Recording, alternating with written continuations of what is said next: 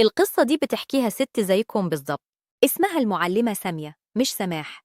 كانت حياتها زي الأحلام. جوزها كان بيغمرها حب وحنية، ولاديها كانوا عيونها. كانت عايشة في نعيم، مبتنزلش الشارع لوحدها، مبتشيلش هم رزق.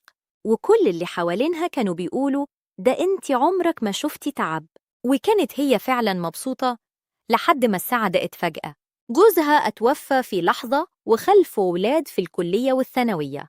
لكن المصيبة الأكبر كانت إن أخواته طمعوا في اللي سابه. عرضوا ياخدوا المحل بإكرامية قليلة قدام عيون ولاده الصغيرين. في الوقت ده أحمد ابنها الكبير كان لسه صغير، لكن فاهم قد إيه الدنيا صعبت فجأة. هي نفسها المعلمة سامية. عمري ما اشتغلت ولا تعاملت مع الناس. كانت هشة زي الجزازة، لكن الظروف كسرت الأزازة دي. لا، الظروف صقلتها. قررت ترفض عروض إخوة جوزها كلها. قالوا لها انتي بنت ناس متربية، هتنزلي السوق؟ ردت عليهم بكل هدوء: هو أنا نازلة أتباهى؟ أنا نازلة أشتري عزة نفسي. أول يوم نزلت فيه الشغل كانت مرتدية عباية سودة ومرعوبة، لكنها قالت لنفسها: يا سامية، هم ولادك مستنيين منك إنك تقفي، مش تستني حد يقف جنبك.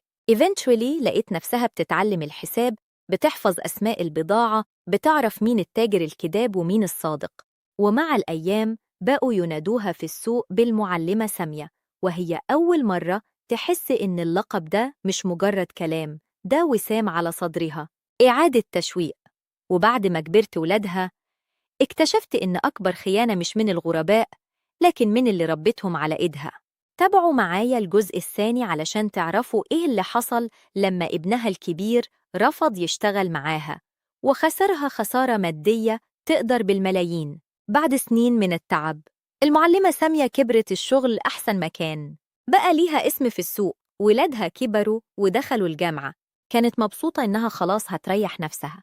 قالت لابنها أحمد: اتعلم مني شوية وانت هتاخد المحل كمان شوية. لكن المفاجأة، أحمد رفض رفض قاطع. مش بس رفض، لأ، هو شاف إنه أعلم منها. قرر ينزل الشغل بشخصيته اللي متعلماش حاجة. ومفيش أم بتغلط في حق ابنها، لكن الدنيا مش بترحم. في أول شهر ليه حصلت خسارة كبيرة جدا بسبب غلطة منه في بضاعة مستوردة.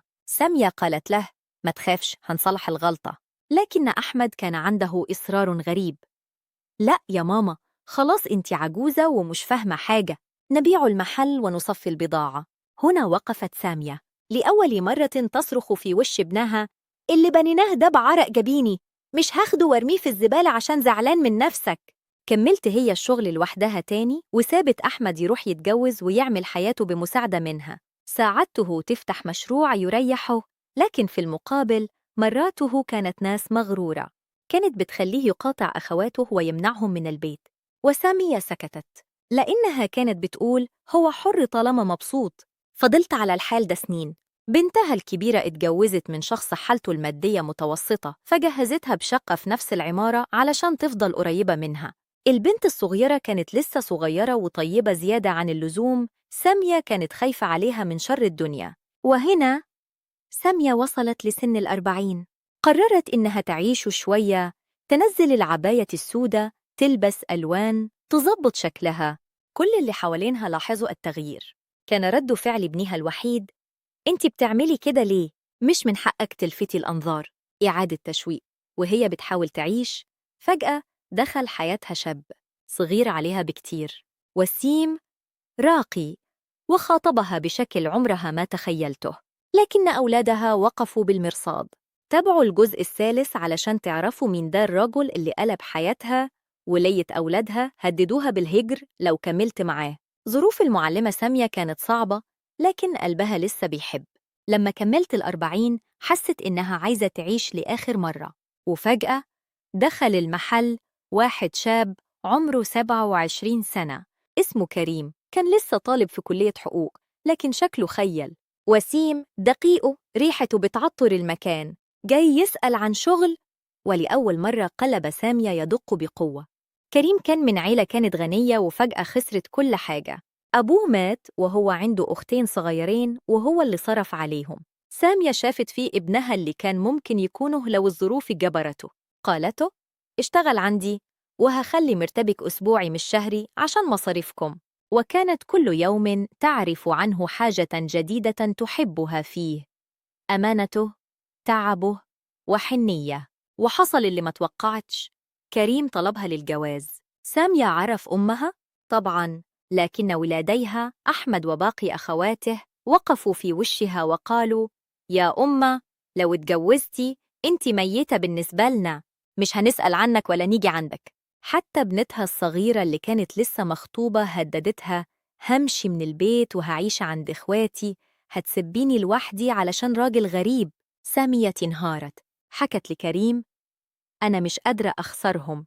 لكنه قال لها كلمة غيرت حياتها: أنا مش طلبتك عشان فلوسك، أنا بحب شخصيتك القوية اللي الناس كلها شايفاها غيرك. أنت اللي خوفتي ولادك إنهم يبقوا ناجحين، طب حد فيهم خاف عليكي؟ هنا سامية قررت إنها تتجوز من غير ما تخبرهم، لكن كريم رفض وقال: أنا بحبك بشرف، يبقى الجواز بشرف، بلاش نبدأ حياتنا بغش. وبعد نقاش طويل وافقت سامية علناً وتجوزت كريم. إعادة تشغيق، ولسنة ونص كاملة عاشت معاه أحلى أيام حياتها. لكن ولادها نفذوا تهديدهم، قطعوها خالص. ومؤخراً عرفت إنها بقت جدة تاني بدون ما تشوف حفيدتها. هل هتقدر ترجع ولادها؟ ولا هتضطر تختار بين رجل حبها ودمها؟ الجزء الرابع هيصدمكم. السنة ونص اللي عاشتها المعلمة سامية مع كريم كانت من أحلى أيام حياتها. هو بقى يديها الأمان والبيت بقى دافي. كريم بيشتغل معاها وبيقف جنبها أكتر ما ولادها وقفوا طول عمرهم. لكن بكل حلاوة، في مرارة، ولادها حرفياً قطعوها، مش بيتصلوا مش يسألوا. سامية كانت تروح تقف قدام بيت ابنها أحمد ولا يفتح لها الباب. مرات ابنها كانت تقول له قدام الناس: حماتي دي تاجرة، اللي تجوز واحد في سن ابنها دي تدوق العجوزة شوية طعم الحياة. المعلمة كانت بتسمع وتمشي في الشارع عايزة الأرض تنشق وتبلعها. المفاجأة الأصعب إن ابنتها الكبيرة اللي هي ساعدتها في كل حاجة وجهزتها بشقة في العمارة، بعد جواز أمها قطعت معاها خالص. وقفت قدام البيت وقالت ليها: أنا لو شفتك تاني مش هسامح نفسي، روحي لعريسك الشاب. سامية عرفت بعدين إن البنت الكبيرة خلفت بنت حفيدتها الأولى، طبعاً محدش قالها، عرفت من الجيران. في نفس الوقت بنتها الصغيرة كمان خلفت بنت وحرمتها من الفرحة. سامية بقت قاعدة في بيتها وحدها. حتى كريم كان ساعات بيزعل يقول لها: انتي بتعيطي على ناس مش عايزينك، طب أنا عايزك، مش كفاية؟ لكن قلب الأم صعب يفهمه راجل. هي كانت بتعمل نفسها قوية قدام العالم، لكن جواها بقت تايهة. اللي سعادت الناس كلها، اللي ربت لوحدها، اللي واجهت السوق بعباية سودة وجلدها، دلوقتي بتتساءل كل ليلة وهي نايمة: أنا كنت غلطانة؟ غلطت في حق نفسي لما اتجوزت. في يوم من الأيام حاولت تكلم بنتها الصغيرة على التليفون.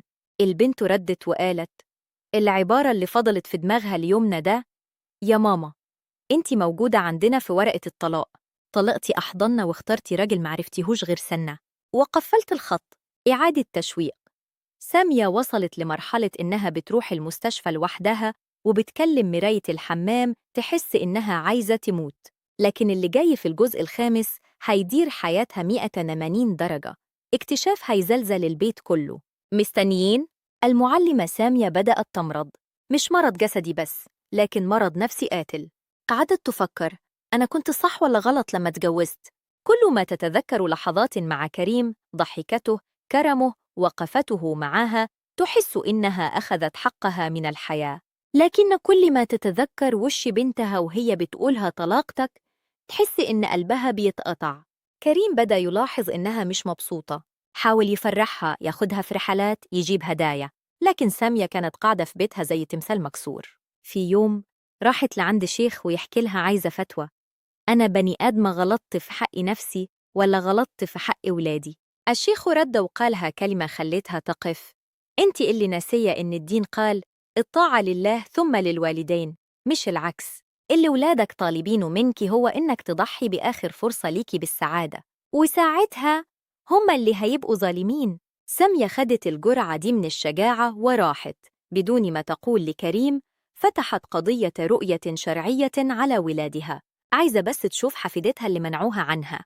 قدمت مستندات إنها أم وأحق بالحفيدة من أي حد. طبعاً ولادها فوجئوا.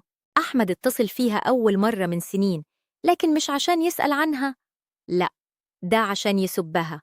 قالها: انت بتفضحينا قدام الناس؟ انت عجوزة قضت عمرها في المحل ومعترفاش إنها غلطت. لكن سامية ردت بهدوء مرعب: أنا مش هشتكي عليكم، أنا هاخد حقي الشرعي إني أشوف بنات بناتي، وبعد كده أنت حر تحبني أو تكرهني، مش هموت من غيابكم.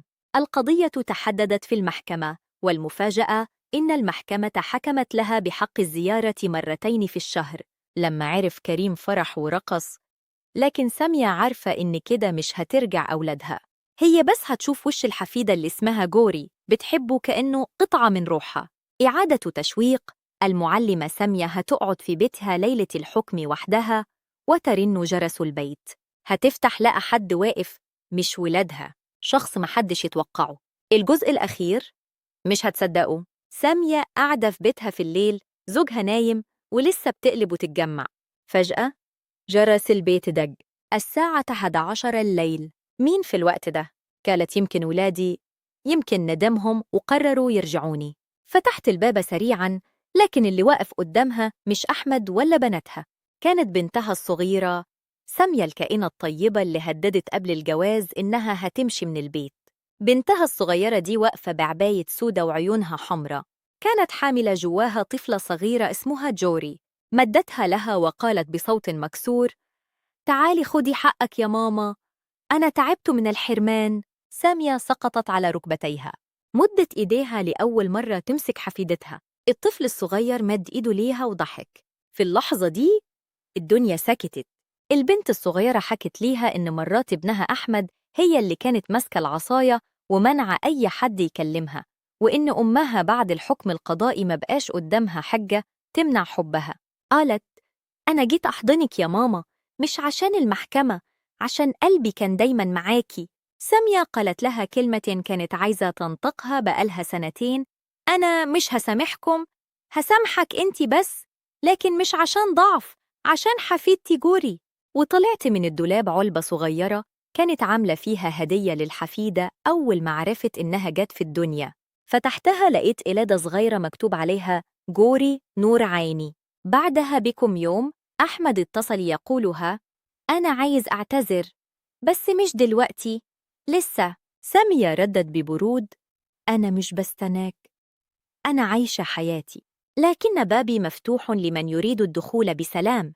مع الوقت الرجعة حصلت قطعة قطعة، مش كلهم رجعوا، مش كل الجروح اتأمت، لكن سامية فهمت حاجة كبرى: إن الأم مش بتتخلى عن عيالها، لكن العيال ممكن يغلطوا، وإن السعادة مش إن الكل يحبك، السعادة إنك تعيش في سلام مع قراراتك حتى لو غلطت. سامية حالياً قاعدة في بيتها مع كريم وجوري الصغيرة بتلعب عند رجليها، بتقول قصة حياتها لأي أم خايفة تتجوز، ولأي ولد فاكر إن أمه ملهاش حق تختار.